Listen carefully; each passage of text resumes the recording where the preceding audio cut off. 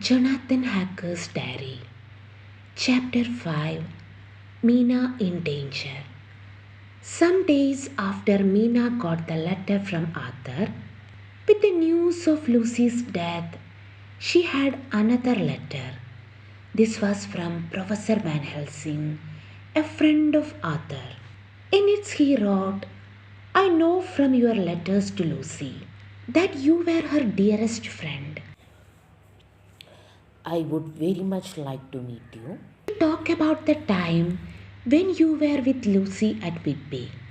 So the professor came to see us at our house. And we learned the full story of poor Lucy's terrible death. Then Nina gave Van Helsing my diary to read. And he learned about my time at Castle Dracula. He was very excited. Ah, he cried. Now I begin to understand so many things.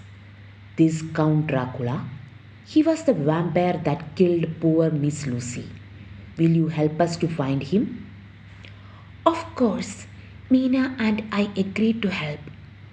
When I saw Count Dracula in London, I was very afraid. But now I felt stronger because I had work to do. We began at once.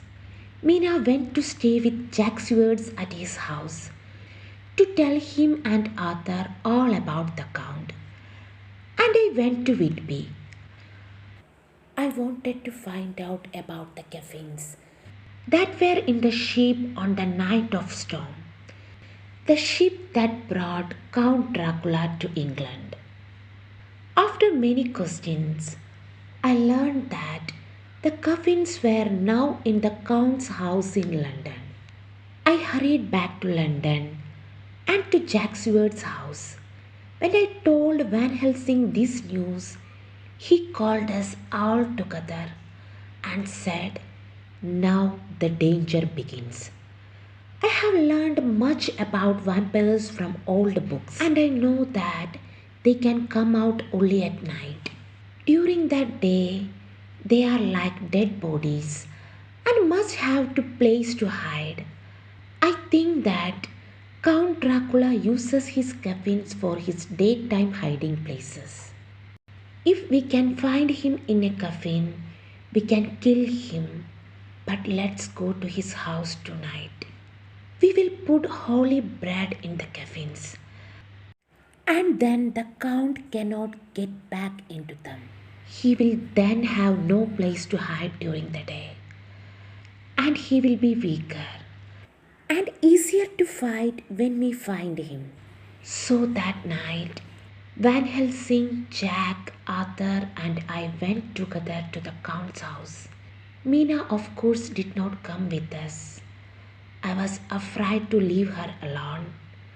But she said that there was more danger for us than for her. Jack had some old keys with him, and with one of these we got into the house.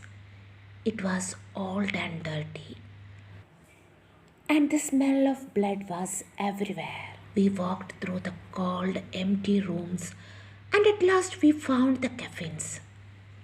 From his bag, Van Helsing took some holy bread. We must put a piece of this in each coffin, he said. We worked hard. It took a long time to break open each coffins and put holy bread inside. We were just opening the last coffin when Van Helsing gave a cry. We are too late. The Count is coming. We looked up from our work and saw Count Dracula.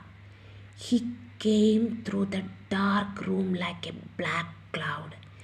His face was very white and his eyes burned like red fires.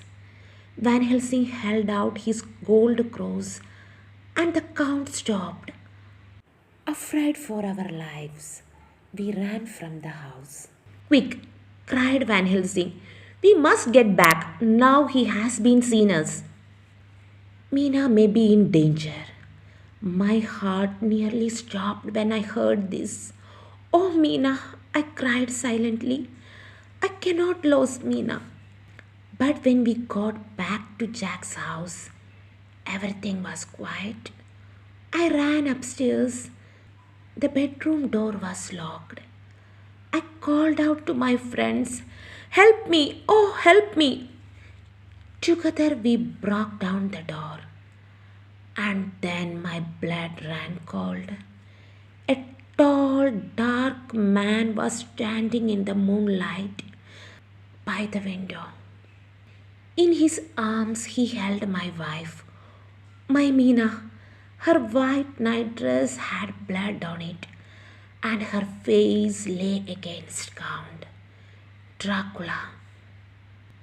Blood dropped from his mouth, and he was holding Mina to him while she drank his blood.